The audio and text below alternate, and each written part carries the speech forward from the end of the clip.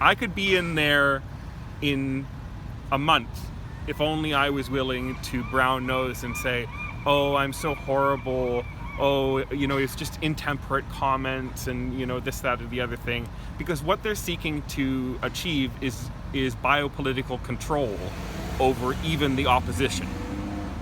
Many people, and I'm not impugning the Defense Council, but many people who walk into that building, they consider themselves interchangeable. They could be Defense Council one day, Crown Council the next, and everybody shakes hands and they're more concerned with glad handing with one another than they are with opposing arbitrary and capricious state power. Would you say you have a political argument rather than a judicial argument? I think that is a political argument to say that the central concern always has to be the carceral violence that Crown Council advocates for and which honorable judges have the capacity to met out.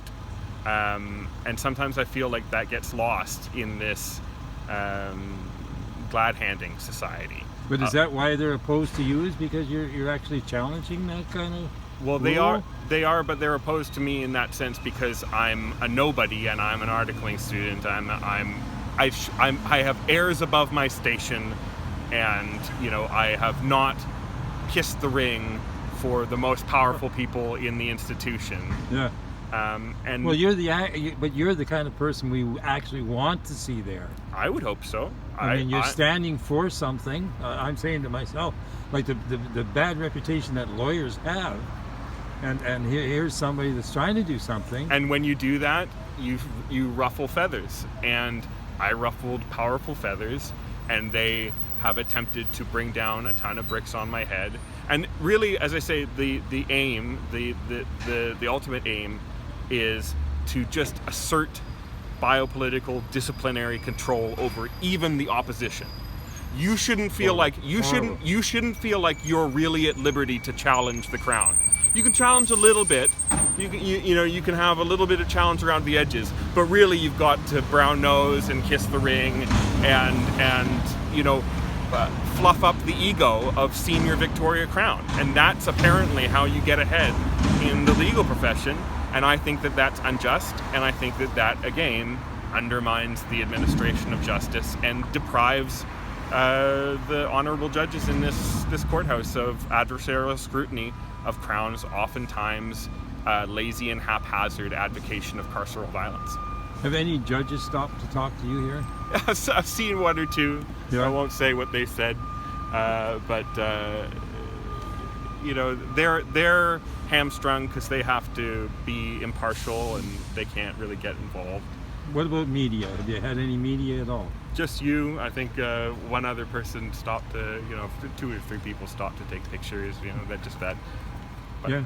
But I always say with media, if you're really challenging anything, the news media ignores you. Yeah, that's true. Yeah. I always find it funny when something really disastrous for the mainstream media narrative happens, how the news media is forced to report it.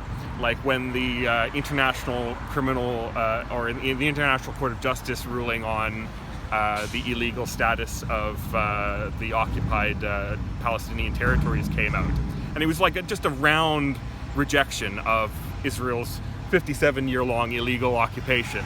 And they could ignore the protests, they could ignore the people on the street, but they can't ignore the fact that there is this massive international court of justice ruling. But and they are really ignoring it, though. But just on the CBC, it's like 30 seconds of and by the way, there was a very adverse ruling. And that's how the news media functions. Is if there's anything remotely critical or deconstructive of the mainstream narrative, Wow. they if they have to address it, they address it in short little bursts or not at all. And so that's how the media functions. If this doesn't work, what's your next move? Well, this is my move for a while. I'm speaking to some other defense counsel who they want me to do this, that, or the other thing. So I don't know how long I'll do this, but I don't know how long I'll do this, but I'll keep trying to get into law, because, as I say, the reason why I want to get into law isn't so I can be part of the Glad Handing Society. It's so I can oppose the oftentimes lazy and haphazard carceral violence that regularly gets handed out and doesn't do anyone any good. Before you started filming, we were talking about what prison does to people. It inspires hopelessness and it produces criminality. And so it's a never-ending cycle, and I would like to be there to oppose that cycle, and I'm not going to brown nose crown to get in to do that. So if I get in, I get in. If I don't, then I'll keep fighting. Well, I think you're going to do something. Thank you. I'm going to go over and see if I can get an interview with Crown Counsel. Good. All right, thank you. Thank you. Doc?